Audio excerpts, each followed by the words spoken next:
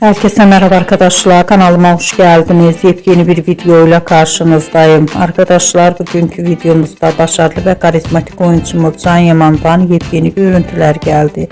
Can Yaman'ın basın toplantısından olan muhteşem görüntülerini sizler için YouTube kanalımda video halinde sunuyorum.